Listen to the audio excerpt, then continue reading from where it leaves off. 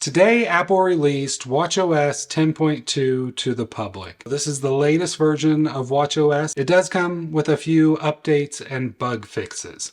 One of the biggest one, I've already made a video on this, but we now have the ability to swipe our watch faces again. So I love this feature. It's so nice. I'm so glad that it's back and now everybody can do it. To get this enabled, you do have to enable it. It's not enabled by default. You go into the settings app, go all the way down. It's in a weird place. It's under clock. And then you have the option to swipe to switch watch faces.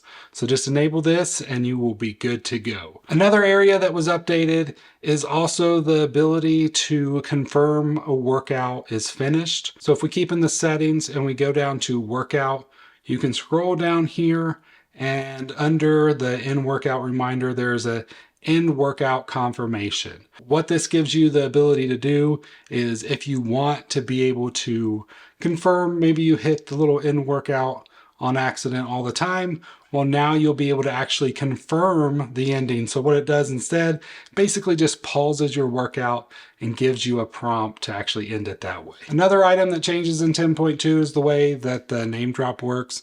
The animation works just a little bit differently. If you notice, goes into the middle and kind of stays there for a little bit. So just a little tweak with the animation for the name drop feature. If you have an Ultra 2 or a Series 9, Siri can now connect to your HealthKit data.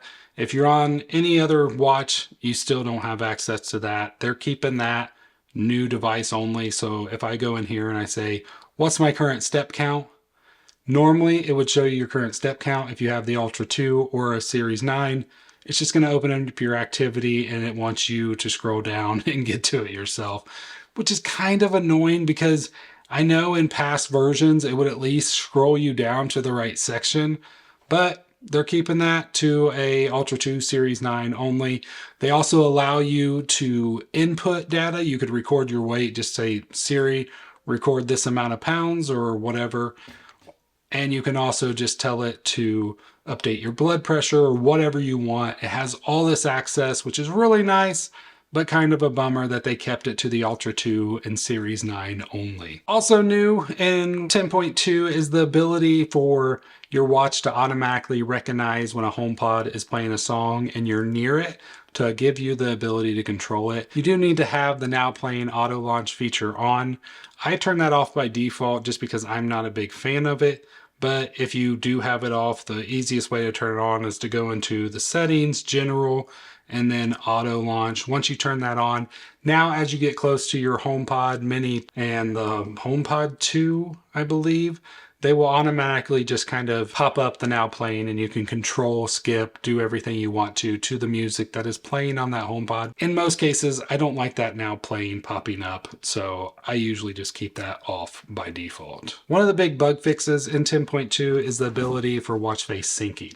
So let's say if I'm in the watch app, before if I was to add a new face, a lot of times it wouldn't come in. So let's go ahead and just add the palette face right here. Now it automatically syncs. It gets right over there and it's on your watch. In the past, especially during the betas, there was a lot of bugs that happened with this, and now that is fixed and you are good to go. But that's really it for the main stuff that came to watchOS 10.2. If you did happen to like this band, I do have a video right here that you can watch. And if you like the Apple Watch, I post weekly content all about the Apple Watch. So feel free to subscribe. Hope you have a great one. God bless.